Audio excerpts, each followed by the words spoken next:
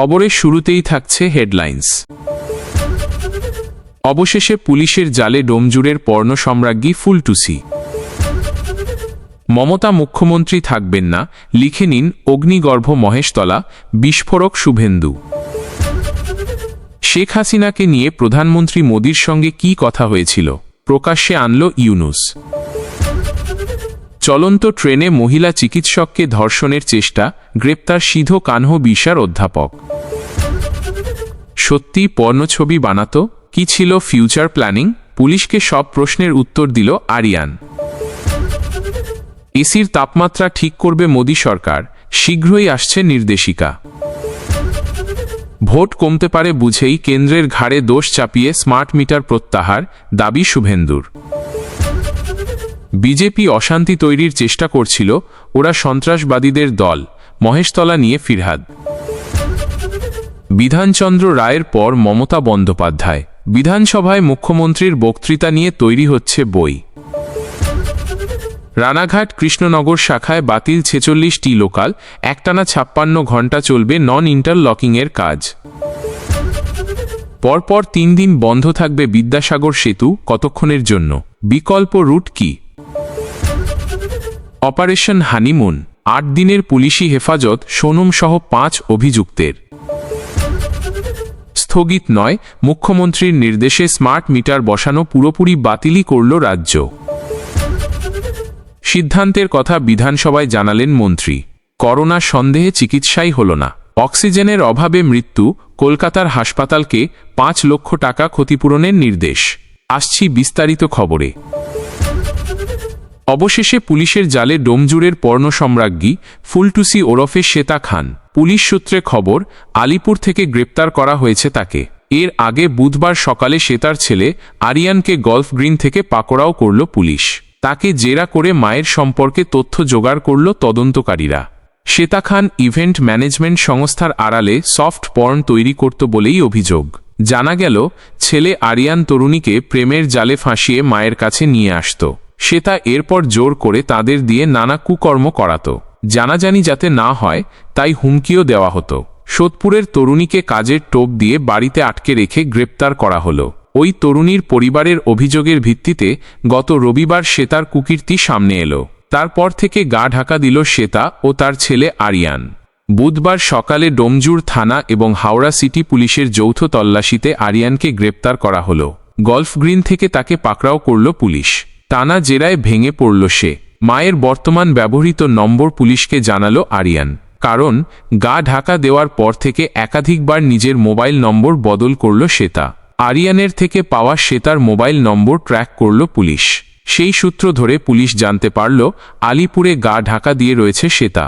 সেই অনুযায়ী ওই এলাকায় হানা দিল পুলিশ। এদিকে নিজের পোশাক বদলে পুলিশের চোখে ধুলো দিয়ে ঘুরে বেড়াচ্ছিল শ্বেতা।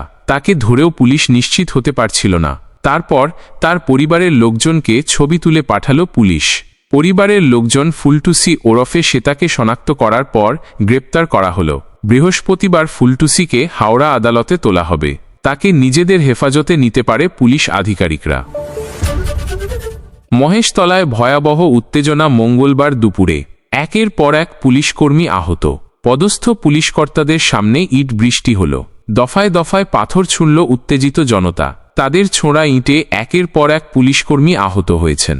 জ্বালিয়ে দেওয়া হলো বাইক। বাসিন্দাদের দাবি এটা পুলিশের বাইক। দাউ দাউ করে জ্বালিয়ে দেওয়া হলো সেই বাইক। একের পর এক পুলিশের গাড়িতে ভাঙচুর করা হলো। প্রাথমিকভাবে পুলিশ পিছু হটল। উত্তেজিত জনতা রবীন্দ্রনগর থানার কাছেই ঝামেলা পাকাতে শুরু করল। সিসি ক্যামেরা ভেঙে চলল ইট বৃষ্টি। পুলিশ টিয়ার গ্যাসের শেল ফাটিয়ে জনতাকে ছত্রভঙ্গ করতে শুরু করল। তারপরেও পরিস্থিতির বদল হল না। তবে এরপর বিশাল পুলিশ বাহিনী এলাকায় এলো। শুরু হলো ধরপাকড়। বিভিন্ন গলিতে পুলিশ ঢুকে পড়ে দুষ্কৃতীদের আটক করা শুরু করল। এদিকে ছাদ থেকেও ইট ছোঁড়া হলো বলে অভিযোগ। ঘটনার পরেই ফুঁসে উঠলেন রাজ্যের বিরোধী দলনেতা শুভেন্দু অধিকারী। এবার আধা সেনা মোতায়েনের দাবি রাজ্যের বিরোধী দলনেতা শুভেন্দু অধিকারীর। তিনি বললেন, পুলিশ ফেল, মমতা ফেল। রাজ্য পুলিশের ডিজির সঙ্গে দেখা করার জন্য ভবানী ভবনে এলেন রাজ্যের বিরোধী দলনেতা শুভেন্দু অধিকারী। তবে ডিজির সঙ্গে দেখা করতে পারলেন না। তার দাবি ডিজি দেখা করলেন না। শুভেন্দু বললেন, 35 জন পুলিশ মার খেয়েছে। 12টা পুলিশের গাড়ি ভেঙেছে। এটা জেহাদিদের সরকার। মমতা মুখ্যমন্ত্রী থাকবেন না। লিখে রাখুন, আমার পুলিশ ভাইরা মার খাচ্ছে, তুমি ফেল করলে প্যারামিলিটারি চাও, এটা বলা আছে। কাল বিধানসভা উত্তাল হবে। তৃণমূল নেতা কুণাল ঘোষ বললেন, কোথাও একটা আপত্তিকর পরিস্থিতি তৈরি হয়েছে, পুলিশ সেটা দেখছে, সংঘাত থাকতে পারে। পাড়ার লোক, পুলিশ প্রশাসন এটা সামলেছে। একের পর এক পুলিশকর্মী রক্তাক্ত। পাথর ছুঁড়ে ভাঙা হলো পুলিশের গাড়ি, ছাদ থেকে ইট ছোঁড়া হলো। কেন রুখতে পারল না পুলিশ? এত মানুষ জড়ো হয়ে গেল, পুলিশ কেন ব্যবস্থা নিল না? প্রশ্ন তুলছে বিরোধীরা। দোকান বসানোকে কেন্দ্র করে উত্তেজনা রবীন্দ্রনগরে। দফায় দফায় বিক্ষোভ। পুলিশের সামনেই চলল ভাঙচুর। আক্রান্ত হল পুলিশ। সাদা উর্দি ভিজে গেল রক্তে। পুলিশের গাড়িতে চলল ভাঙচুর। উত্তেজনা থামাতে হিমশিম খেল পুলিশ। কারা রয়েছে এর পেছনে? তবে কি পরিকল্পিতভাবে এই হামলা চালানো হলো? কেন পুলিশ কঠোরতম ব্যবস্থা নিল না? বাংলাদেশের অন্তর্বর্তী সরকারের প্রধান উপদেষ্টা মোহাম্মদ ইউনূস আবারও ভারত এবং বাংলাদেশের প্রাক্তন প্রধানমন্ত্রী শেখ হাসিনা সম্পর্কে একটি বিবৃতি দিয়েছেন। তিনি অভিযোগ করলেন যে ভারতে থাকাকালীন শেখ হাসিনার দেওয়া বক্তব্য বাংলাদেশে ক্ষোভ ছড়াচ্ছে, কিন্তু প্রধানমন্ত্রী মোদি এটিকে সোশ্যাল মিডিয়ার বিষয় বলে অভিহিত করে তা এড়িয়ে গিয়েছেন। তার দাবি, ভারতে বসে হাসিনার কথা বলা বন্ধ করছেন না মোদি। লন্ডনের চ্যাথাম হাউসে একটি ইন্টারেক্টিভ অনুষ্ঠানে বক্তব্য রাখছিলেন ইউনূস। সেখানেই তিনি হাসিনার প্রসঙ্গে এই কথা বললেন। ইউনূস বললেন, আমি মোদিকে শেখ হাসিনার কথা বলা এবং বাংলাদেশে ক্ষোভ সৃষ্টি করা বন্ধ করতে সাহায্য করতে বলেছিলাম। মোদি বলেছিলেন, এটি সোশ্যাল মিডিয়া এবং আমরা এটি নিয়ন্ত্রণ করতে পারি না। আমি এখন কি বলবো? এটি একটি বিস্ফোরক পরিস্থিতি এবং আপনি কেবল এটি সোশ্যাল মিডিয়া বলে চলে যেতে পারেন না। গত বছরের 5 আগস্ট ছাত্র আন্দোলনের জেরে বাংলাদেশ ছাড়ল শেখ হাসিনা। তিনি ভারতে আশ্রয় নিলেন। সেই থেকেই তিনি অনেকবার সোশ্যাল মিডিয়ার মাধ্যমে আওয়ামী লীগ কর্মী ও সমর্থকদের উদ্দেশ্যে ভাষণ দেন। বর্তমান সরকারকেও নিশানা করেন নানা ইস্যুতে। হাসিনাকে বাংলাদেশে ফেরানোর জন্য নয়াদিল্লির কাছে আবেদন জানিয়েছে ঢাকা, যদিও এ নিয়ে ভারত কোনো সিদ্ধান্ত নেয়নি। ইউনূস বললেন, আমি প্রধানমন্ত্রী মোদিকে বলেছি যে ভারতে শেখ হাসিনার বক্তব্য বাংলাদেশে ক্ষোভের সৃষ্টি করছে, তাকে কথা বলা থেকে বিরত রাখা উচিত। মোদি উত্তরে বললেন যে এটি সোশ্যাল মিডিয়া, এটি নিয়ন্ত্রণ করা যাবে না। এখন আমি কি বলবো? এটি একটি বিস্ফোরক পরিস্থিতি এবং এটিকে সোশ্যাল মিডিয়া বলে উপেক্ষা করা যাবে না। ইউনূস আরও বললেন, 5 আগস্ট সরকার পড়ে গেল, তাই এই সমস্ত ক্ষোভ সেখানে এবং সমস্ত ক্ষোভ এবং সব কিছু এখন ভারতে স্থানান্তরিত হয়েছে, কারণ তিনি প্রধানমন্ত্রী সেখানে গিয়ে শুরু করেছিলেন। কেবল তিনি সেখানে থাকেন না। সমস্যা হলো, যখন আমি প্রধানমন্ত্রী মোদির সঙ্গে কথা বলার সুযোগ পেয়েছিলাম, আমি কেবল বলেছিলাম, আপনি তাকে আতিথ্য দিতে চান, আমি আপনাকে সেই নীতি ত্যাগ করতে বাধ্য করতে পারি না। তবে দয়া করে আমাদের সাহায্য করুন যাতে তিনি বাংলাদেশি জনগণের সঙ্গে যেভাবে কথা বলছেন সেভাবে কথা না বলেন। তিনি অমুক দিনে অমুকভাবে ঘোষণা করেন যে তিনি কিভাবে কথা বলবেন, তাতে সমগ্র বাংলাদেশ খুব রেগে যায়। কেন তিনি এখন আমাদের মধ্যে এই পুরো রাগ পুষে রাখছেন? টানা 2.5 দিন বাতিল বহু লোকাল ট্রেন। অনিয়মিত চলবে বেশ কিছু ট্রেন। কিছু ট্রেনের যাত্রাও সংক্ষিপ্ত করা হবে, যার জেরে বিপাকে পড়তে চলেছেন রানাঘাট কৃষ্ণনগর শাখার নিত্যযাত্রীরা। জানা গেল, রানাঘাট কৃষ্ণনগর শাখার কালীনারায়ণপুর শান্তিপুর ইয়ার্ড রিমডেলিং এবং নন ইন্টারলকিংয়ের কাজ চলবে, তাই একটানা 56 ঘণ্টা ট্রেন চলাচল নিয়ন্ত্রণে থাকবে। শুক্রবার সকাল 10টা থেকে রবিবার সন্ধ্যা 6টা পর্যন্ত এই নিয়ন্ত্রণ চলবে।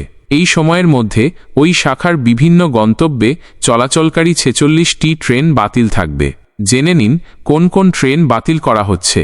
বাতিল হওয়া ট্রেনের মধ্যে রয়েছে শুক্রবার 3টি শান্তিপুর লোকাল, শনিবার 7টি শিয়ালদহ শান্তিপুর, 2টি রানাঘাট শান্তিপুর, 2টি রানাঘাট কৃষ্ণনগর লোকাল ও 1টি শিয়ালদহ কৃষ্ণনগর লোকাল বাতিল হবে। রবিবার 4টি শিয়ালদহ শান্তিপুর, 2টি রানাঘাট শান্তিপুর, 2টি রানাঘাট কৃষ্ণনগর বাতিল থাকবে। এছাড়া বেশ কিছু ট্রেন অনিয়মিত সময়ে চলবে। আরও কিছু ট্রেনের যাত্রাপথ সংক্ষিপ্ত করা হয়েছে। স্বাভাবিকভাবেই 56 ঘণ্টা ধরে ট্রেন বাতিল থাকায় চাপে পড়তে চলেছেন নিত্যযাত্রীরা, যার জেরে চিন্তায় আছেন তারা।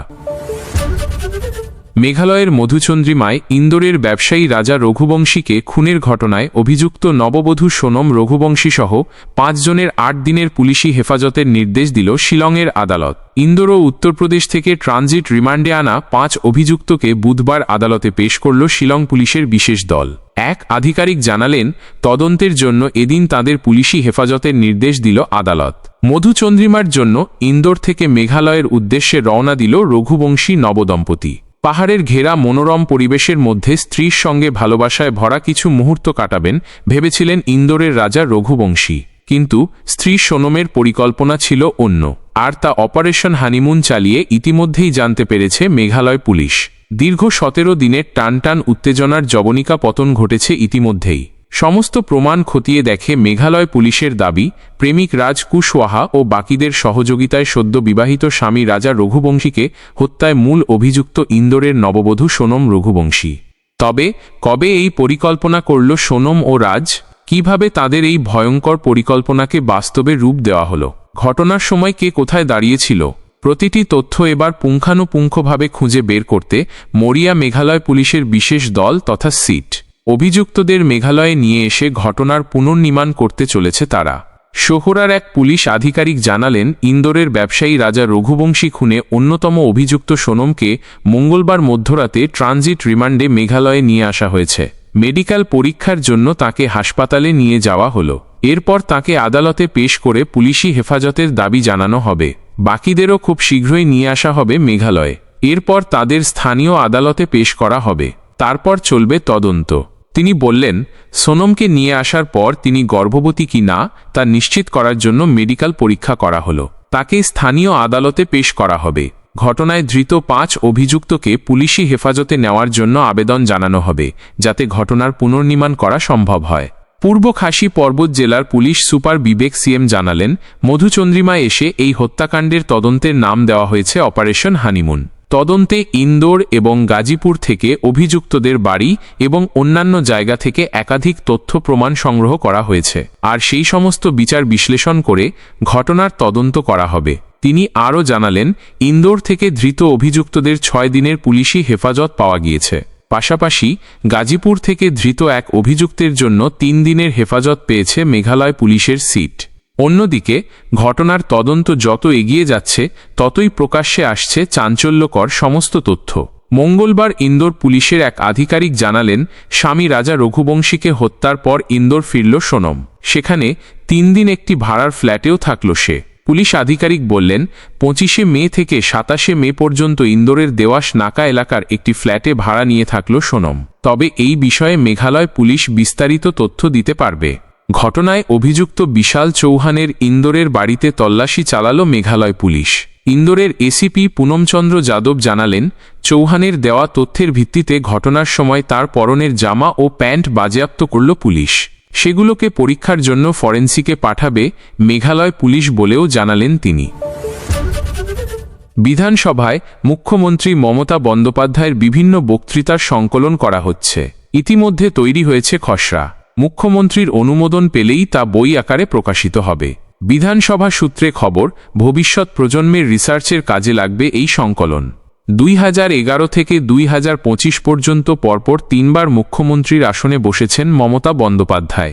রাজ্যের রাজনৈতিক পালাবদল হয়েছে তার হাত ধরে। ঐতিহাসিক পট পরিবর্তনের পর বিধানসভায় বক্তব্য রেখেছেন মমতা। কন্যাশ্রী, লক্ষ্মীর ভাণ্ডার, স্বাস্থ্যসাথীর মতো একাধিক অনন্য প্রকল্প চালু হয়েছে এই সরকারের আমলে। বিধানসভায় সেই প্রকল্পের কথা তুলে ধরেছেন মুখ্যমন্ত্রী। তার সেই সমস্ত বক্তব্যের সংকলন করা হচ্ছে।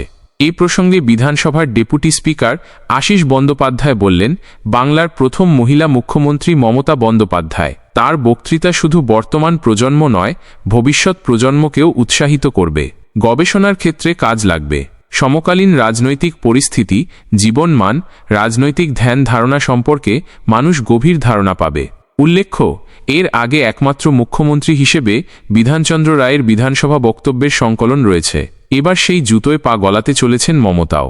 ডেপুটি স্পিকার আরও জানালেন, বিধানসভার গ্রন্থাগার কমিটির উদ্যোগে সংকলন তৈরি করা হচ্ছে। বইয়ের খসড়া তৈরি, মুখ্যমন্ত্রীকে পাঠানো হবে। তিনি অনুমোদন দিলেই বই ছাপতে পাঠানো হবে। প্রসঙ্গত বছর ঘুরলেই বিধানসভা নির্বাচন। তার আগে এই বই প্রকাশিত হলে মুখ্যমন্ত্রী মমতা বন্দ্যোপাধ্যায়ের আমলের উন্নয়নযজ্ঞের খতিয়ান উঠে আসবে দুই মলাটের মধ্যে লিখিত আকারে। আর যেহেতু বিধানসভার বক্তৃতার সংকলন তৈরি হচ্ছে, তাই তথ্য নিয়ে প্রশ্নও তুলতে পারবে বিরোধীরা, কারণ আইনসভায় বিভ্রান্তিমূলক তথ্য দেওয়া যায় না। মহেশতলায় দুই গোষ্ঠীর হিংসা নিয়ে ক্রমশ বাড়ছে রাজনৈতিক উত্তেজনা। হিন্দুদের বাড়ি দোকানে লুটপাট হয়েছে বলে দাবি করেছিলেন রাজ্যের বিরোধী দলনেতা শুভেন্দু অধিকারী। এবার প্রতিক্রিয়া এলো তৃণমূলের তরফে। রাজ্যের মন্ত্রী ফিরহাদ হাকিমের মহেশতলা কাণ্ড নিয়ে অভিযোগ, বিজেপি অশান্তি তৈরির চেষ্টা করছে। মহেশতলা নিয়ে প্রশ্ন করা হলে ফিরহাদ হাকিম বললেন, আমাদের এই বাংলায় হিংসার কোনো জায়গা নেই, বাংলাকে গুজরাট হতে দেব না। যদি কোনো ক্রিমিনাল অশান্তি তৈরির চেষ্টা করে তাহলে আইন অনুযায়ী ব্যবস্থা নেওয়া হবে। আইনের লক্ষ্য ক্রিমিনালদের শাস্তি দেওয়া, সেটাই হবে, দোষীদের ছাড়া হবে না। পুলিশের গায়ে হাত তুললে শাস্তি হবে, কেউ আইনের ঊর্ধ্বে নয়। বিজেপি সন্ত্রাসবাদী দল, ওরা কি বলল বা বলল না তাতে কিছু আসে যায় না। ওরা ধর্মীয় উস্কানি দেয়, ভেদাভেদ তৈরি করার চেষ্টা করছে। আমাদের বাংলায় শান্তি রয়েছে। ধর্মনিরপেক্ষ পরিবেশ বজায় রেখেছেন মুখ্যমন্ত্রী মমতা বন্দ্যোপাধ্যায়। এদিন সন্ধেবেলা মহেশতলা কাণ্ড নিয়ে সরব হয়ে ভবানী ভবনে ডিজির সঙ্গে দেখা করতে গেলেন বিরোধী দলনেতা শুভেন্দু অধিকারী। তবে তিনি দাবি করলেন ডিজি তার সঙ্গে দেখা করেননি। শুভেন্দুর অভিযোগ, হিন্দুদের বাড়িতে দোকানে লুট ভাঙচুর চালানো হয়েছে, পুলিশ আক্রান্ত হয়েছে, বহু গাড়িতে ভাঙচুর চালানো হয়েছে। পুলিশ ও হিন্দুদের বাঁচানোর জন্য আধা সামরিক বাহিনী মোতায়েনের দাবিও জানালেন তিনি। আগামীকাল বিধানসভায় এই নিয়ে সরব হবে বিজেপি, কর্মসূচি ঘোষণা করলেন বিরোধী দলনেতা। বুধবার বিকেলে দুই গোষ্ঠীর সংঘর্ষ ঘিরে অগ্নিগর্ভ পরিস্থিতি তৈরি হল দক্ষিণ ২৪ পরগনার মহেশতলায়। গোষ্ঠী সংঘর্ষে উত্তপ্ত হল এলাকা। পরিস্থিতি সামলাতে গিয়ে পুলিশকর্মীরা জখম হয়েছেন বলে দাবি। ইট বৃষ্টিতে রক্তাক্ত হয়েছেন পুলিশকর্মী। পরিস্থিতি নিয়ন্ত্রণে আনতে কাঁদানে গ্যাসের শেল ফাটালো পুলিশ। রবীন্দ্রনগর থানার সামনে বাইকে আগুন লাগিয়ে দেওয়া হলো বলে অভিযোগ। বেশ কয়েকটি গাড়িতে ভাঙচুর চালানো হলো বলে অভিযোগ। উন্মত্ত জনতার রোষ সামাল দিতে হিমশিম খেতে দেখা গেল পুলিশকে। সকালেই প্রশ্নোত্তর পর্বের শেষে রাজ্যের বিদ্যুৎমন্ত্রী অরূপ বিশ্বাস স্মার্ট মিটার নিয়ে বিবৃতি দিতে গিয়ে বলেছিলেন, বিষয়টি কেন্দ্রের চাপিয়ে দেওয়া। বক্তব্যের সাপেক্ষে কেন্দ্রের গেজেট নোটিফিকেশনের কথাও বললেন তিনি, যেটি বিধানসভায় পড়েও শোনালেন তিনি, যেখানে বলা ছিল প্রিপেড স্মার্ট মিটার বাধ্যতামূলক। বুধবার বিকেলের দিকে সাংবাদিকদের মুখোমুখি হয়ে রাজ্যের বিদ্যুৎমন্ত্রী অরূপ বিশ্বাসের সেই বক্তব্য খারিজ করে দিলেন বিরোধী দলনেতা শুভেন্দু অধিকারী। তিনি জানিয়ে দিলেন, হার বাঁচাতেই স্মার্ট মিটার বন্ধ রাখার সিদ্ধান্ত নিয়েছেন মমতা। তিনি বললেন, অরূপ বিশ্বাস যদি সংবিধান না জানেন তাহলে আমরা কি করতে পারি? বিদ্যুৎ সম্পূর্ণভাবে রাজ্যের তালিকাভুক্ত বিষয়। তিনি জোর করে একে যৌথ তালিকাভুক্ত বিষয় হিসাবে দেখাতে চাইছেন। বিরোধী দলনেতার অভিযোগ, শাসক দল কাটমানি খেয়ে স্মার্ট মিটারের বরাত দিয়েছিল এক কোম্পানিকে, যেখানে যাচ্ছে এই সিদ্ধান্তের ফলে মানুষ বিক্ষোভ দেখাচ্ছিল। আমি প্রথম দিন থেকে বারবার বলেছি স্মার্ট মিটার বিষয়টি অপশনাল, বাধ্যতামূলক নয়। শুভেন্দু অধিকারী আরও বললেন, শহরের ভোট চলে গিয়েছে 2024-এ। 77 টিপুর এলাকায় বিজেপির লিড, আরও 5টিতে অন্য বিরোধীদের লিড রয়েছে। একটা শহর নেই যেখানে 24-এ তৃণমূল লিড পেয়েছে। অতএব মমতা বন্দ্যোপাধ্যায় বুঝেছেন, জোর করে স্মার্ট মিটার লাগাতে গেলে বাণিজ্য হয়তো কিছুটা হবে, কিন্তু ভোট কমে যাবে। তাই ঠেলায় পড়েই স্মার্ট মিটার বাতিলের সিদ্ধান্ত নিতে হয়েছে এই সরকারকে। বিরোধী দলনেতা এদিন অভিযোগ করলেন, বিধানসভাটাকে পার্টি অফিস বানিয়ে দেওয়া হয়েছে, যা খুশি বলা যায় এখানে। তাই সাংবিধানিক কাঠামো বদলে দিয়ে বিদ্যুৎকে যৌথ তালিকার বিষয় করে কেন্দ্রের ঘাড়ে দোষ চাপানোর চেষ্টা করেছেন বিদ্যুৎমন্ত্রী। মন্ত্রীর অভিযোগের পরে কেউ উঠে যে প্রতিবাদ করবে সেই অধিকার বিরোধীদের নেই, কারণ মাইক বন্ধ হয়ে যায়। প্রতি বছর আরও একটু বেশি করে উষ্ণ হয়ে উঠছে পৃথিবী। এর সঙ্গে তাল মিলিয়ে চাহিদা বাড়ছে শীততাপ নিয়ন্ত্রিত যন্ত্র বা এসির। ফি বছর গ্রীষ্মকালে সারা দেশে এসি কেনার ধুম লেগে যায়। এবার এই এসির ব্যবহারই নিয়ন্ত্রণ করতে চাইছে কেন্দ্রীয় সরকার। কেন্দ্র চাইছে ব্যবহারকারীরা সবাই একইভাবে যন্ত্রটি চালাবেন, আর তাই তাপমাত্রা বেঁধে দেওয়ার কথা ভাবা হচ্ছে। সবচেয়ে কম 20 ডিগ্রি সেলসিয়াস থেকে সর্বোচ্চ 28 ডিগ্রির মধ্যে ঘোরাফেরা করবে এসির তাপমাত্রা। এর ফলে বিদ্যুৎ ব্যবহারের ক্ষেত্রে লাগাম পরানো যাবে। অন্যদিকে সবাই একভাবে এসি মেশিনের ব্যবহার করবেন। কেন্দ্রীয় শক্তি বিষয়ক মন্ত্রী মনোহর লাল খট্টর বললেন, আমরা এসির ন্যূনতম তাপমাত্রা 20 ডিগ্রি সেলসিয়াসে এবং সর্বোচ্চ 28 ডিগ্রি সেলসিয়াসে বেঁধে দেওয়ার সিদ্ধান্ত নিয়েছি। এতে এসি ব্যবহারে একটা সামঞ্জস্য তৈরি হবে। অত্যন্ত কম তাপমাত্রায় পরিবেশ ঠান্ডা করার সেটিংয়ের ফলে অতিরিক্ত বিদ্যুৎ খরচ হয়। এই ব্যবস্থা সেই খরচ কমাতে সাহায্য করবে। তিনি জানালেন, এই ব্যবস্থা করার জন্য সংশ্লিষ্ট মন্ত্রী, এসি মেশিন উৎপাদক সংস্থা এবং অটোমেটিভ ইন্ডাস্ট্রির সঙ্গে কথাবার্তা চলছে। শক্তি মন্ত্রকের অধীনে bureau of energy efficiency BEE AC মেশিনের তাপমাত্রা 20 ডিগ্রি থেকে 28 ডিগ্রি সেলসিয়াসের মধ্যে ধরে রাখার একটি ফ্রেমওয়ার্ক তৈরি করছে, আর তা নিয়ে প্রতিনিয়ত বৈঠকও হচ্ছে। কেন্দ্রীয় মন্ত্রী আরও বললেন, বৈঠক শেষ হলে আমরা নির্দেশিকা জারি করব এবং সেই অনুযায়ী নিয়ম কার্যকর করা হবে। কয়েকটি রাজ্যে আর্দ্রতার পরিমাণ বেশি, সেই রাজ্যগুলির তরফে এই আর্দ্রতার তারতম্যের বিষয়টিকে গুরুত্ব দেওয়ার অনুরোধ জানানো হয়েছে, জানালেন মন্ত্রী। এই পদক্ষেপের ফলে বিদ্যুতের ব্যবহার, বিদ্যুতের বিল নিয়ন্ত্রণে আনা সম্ভব হবে। এখন ইচ্ছা করলেই এসি মেশিনের তাপমাত্রা 16 ডিগ্রি সেলসিয়াসে নামিয়ে আনা যায়, আবার চাইলে বাড়িয়ে 30 ডিগ্রি পর্যন্ত করা যায়। এই নয়া নিয়ম কার্যকর হলে তা আর সম্ভব হবে না। 20 থেকে 28 ডিগ্রির মধ্যে বাঁধা থাকবে উষ্ণতার মাপকাঠি। মনোহর লাল বললেন, এই নিয়ম গাড়ির এসির ক্ষেত্রেও কার্যকর করা হবে। বাঁকড়ার ঘটনায় অবশেষে অন্যতম অভিযুক্ত আরিয়ান খানকে গ্রেপ্তার করল পুলিশ। আরিয়ান ও তার মা শ্বেতার বিরুদ্ধে পর্নোগ্রাফির কারবার চালানোর অভিযোগ উঠল। এক যুবতীকে বারে নাচতে বাধ্য করার অভিযোগ উঠেছিল। সেই সূত্র ধরেই মাছেলের কেলেঙ্কারি সামনে এলো। সেই যুবতী এখন আহত অবস্থায় হাসপাতালে চিকিৎসাধীন। সূত্রের খবর, সেই যুবতী সম্পর্কে জেরায় মুখ খুলল আরিয়ান। শুধু তাই নয়, পর্নোগ্রাফির ব্যবসা নিয়েও পুলিশের প্রশ্নের জবাব দিল বলে জানা যাচ্ছে। পুলিশ সূত্রে খবর, আরিয়ান খান জানালেন, তারা ওই মহিলাকে কোনো রকম মারধর করেননি। আরিয়ানের দাবি, ওই যুবতী বিবাহিত, তার স্বামীর সঙ্গে দীর্ঘদিন ধরে ঝামেলা ছিল। এমনকি আহত ওই যুবতী আরিয়ানকে বিয়ে করতে চাইছিলেন বলেও দাবি করা হয়েছে। তাহলে কেন বিয়ে করল না আরিয়ান? অভিযুক্তের যুক্তি, যুবতী হিন্দু, পাশাপাশি বিবাহিত, এক সন্তানও আছে তার। সেই কারণে আরিয়ান তাকে বিয়ে করতে বারণ করতে চাননি বলে দাবি।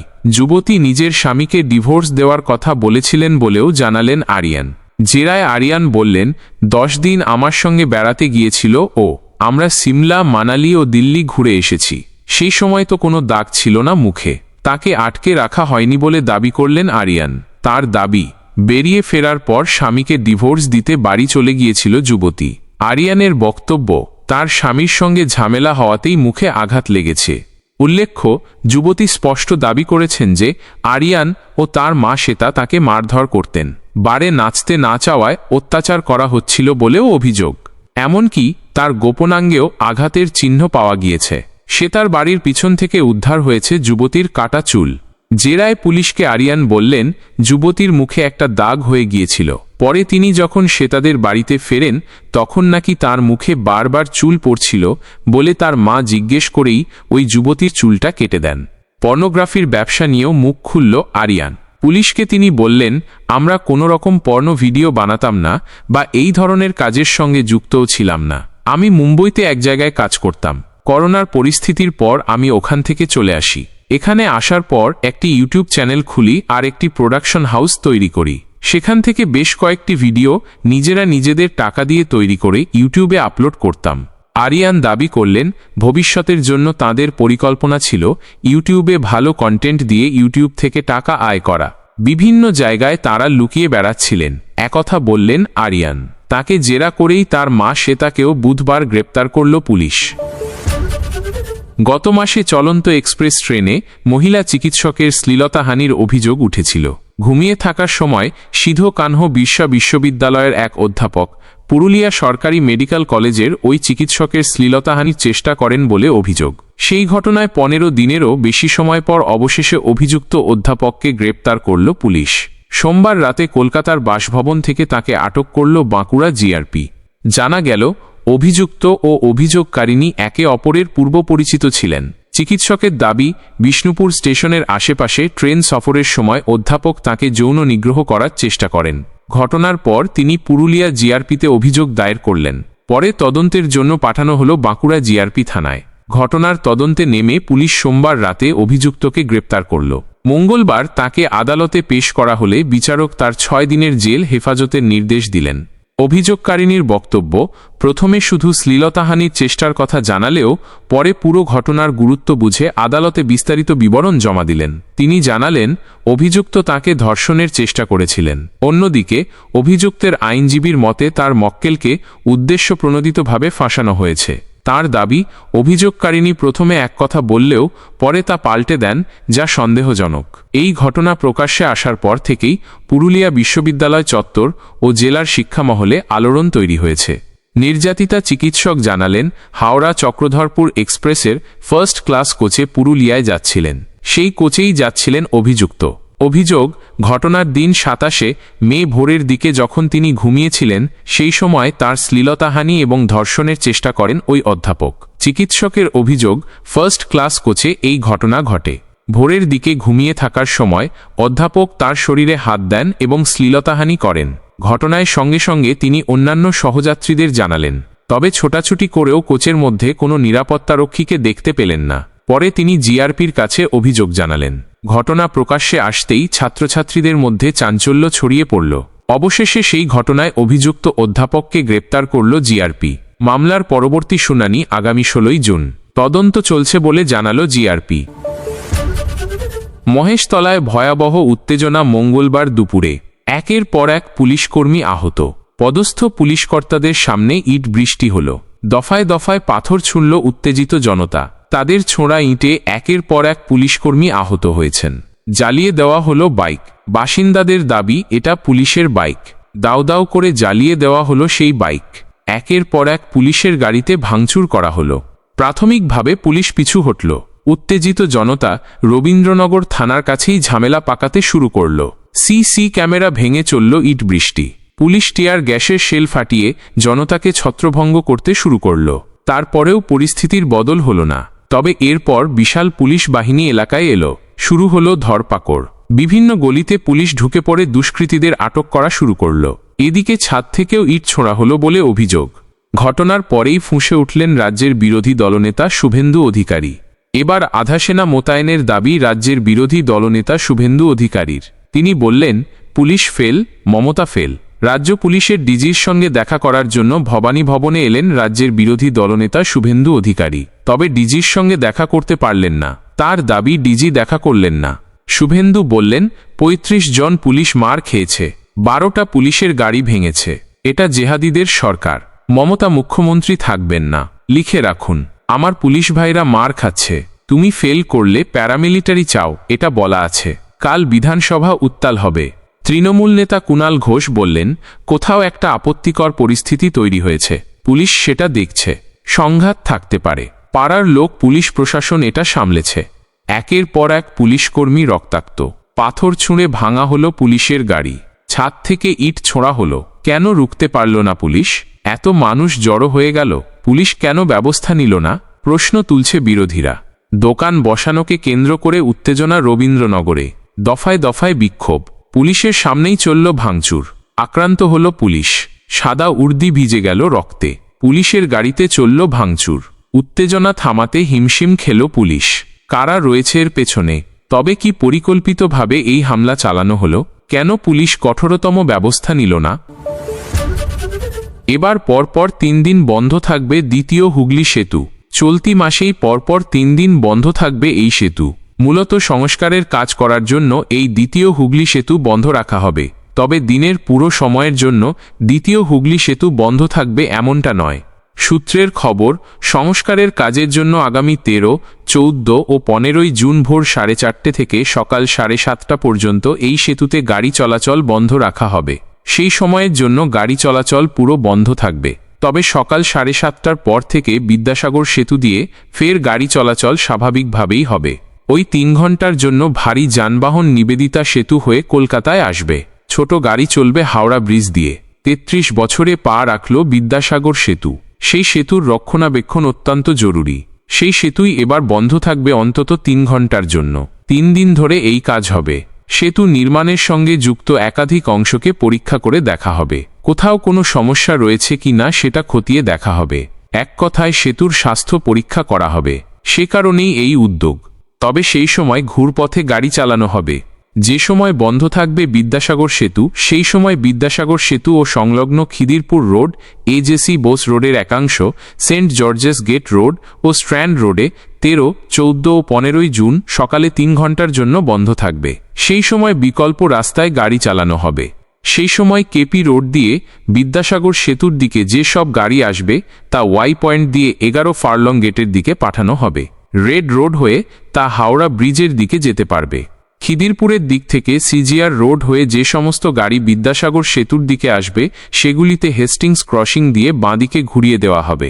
সেন্ট জর্জেস গেট রোড থেকে স্ট্র্যান্ড রোড হয়ে সেগুলি হাওড়া ব্রিজের দিকে যেতে পারবে।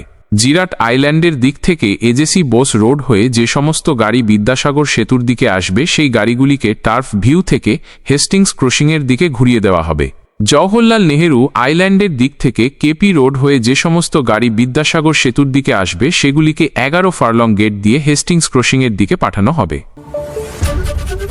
বিনা চিকিৎসায় রোগীর মৃত্যুতে কলকাতার একটি হাসপাতালকে 5 লাখ টাকা ক্ষতিপূরণের নির্দেশ দিল কলকাতা হাইকোর্ট। হাইকোর্টের সিঙ্গল বেঞ্চের দেওয়া নির্দেশই বহাল রাখল ডিভিশন বেঞ্চ। আদালতের পর্যবেক্ষণ, রোগীকে ন্যূনতম চিকিৎসা পরিষেবা দেওয়া যে কোনো হাসপাতালের কর্তব্য, কিন্তু ওই হাসপাতাল তা করেনি। কলকাতা হাইকোর্টের বিচারপতি তপব্রত চক্রবর্তী এবং বিচারপতি ঋতব্রত কুমার মিত্রের ডিভিশন বেঞ্চে বুধবার এই মামলার শুনানি হল। অবিলম্বে হাসপাতাল কর্তৃপক্ষকে 5 লাখ টাকা ক্ষতিপূরণ দিতে বলা হয়েছে। 2020 সালের ঘটনা। বেলঘরিয়ার যুবক শুভজিৎ চট্টোপাধ্যায়কে গুরুতর অসুস্থ অবস্থায় হাসপাতালে নিয়ে যাওয়া হয়েছিল। পরিবারের দাবি তার অক্সিজেন প্রয়োজন ছিল, কিন্তু যুবক করোনা আক্রান্ত সন্দেহ করে তার চিকিৎসা করা হল না। বিনা চিকিৎসায় তাকে ফেলে রাখা হয়েছিল।